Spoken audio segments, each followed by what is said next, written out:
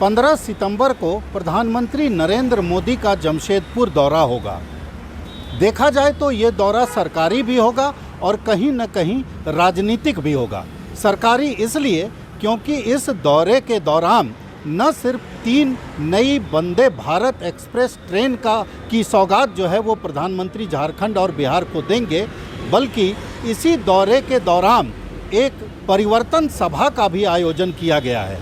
देखा जाए तो विधानसभा चुनाव को लेकर बीजेपी इस यात्रा को काफ़ी महत्वपूर्ण मान रही है। जिस तरह से कोल्हान में राजनीतिक तौर पर बीजेपी कमज़ोर रही है, जिस तरह से कोल्हान इलाके में 14 विधानसभा की सीटें हैं और जिस तरह से अपनी कमजोरी को भांपते हुए इस चुनाव में बीजेपी ने चंपई सोरेन सरीखे बड़े नेता को झारखंड मुक्ति मोर्चा से तोड़कर अपने पाले में किया है, इससे साफ पता चलता है कि प्रधानमंत्री का यह दौरा चुनावी लिहाज से बीजेपी के लिए पहला लिटमस टेस्ट होगा।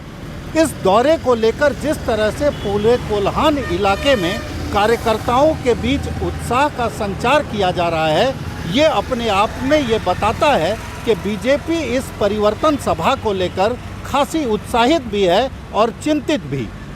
अब प्रधानमंत्री जब 15 सितंबर को वहाँ परिवर्तन सभा को संबोधित करेंगे, उसके बाद बहुत कुछ चीज़ें साफ होंगी कि उन 14 सीटों पर बीजेपी की अभी तक की चिंताएं कितना कारगर साबित हुई है और उन चिंताओं का कितना सकारात्मक असर या सकारात्मक फलाफल जो है वो बीजेपी के लिहाज से मिलता हुआ दिखाई दे रहा है।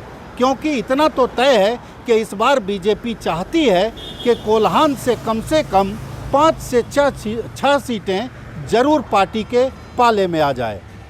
भारत एक्सप्रेस के लिए कैमरामैन धर्मेंद्र के साथ मधुकर आनंद, रांची।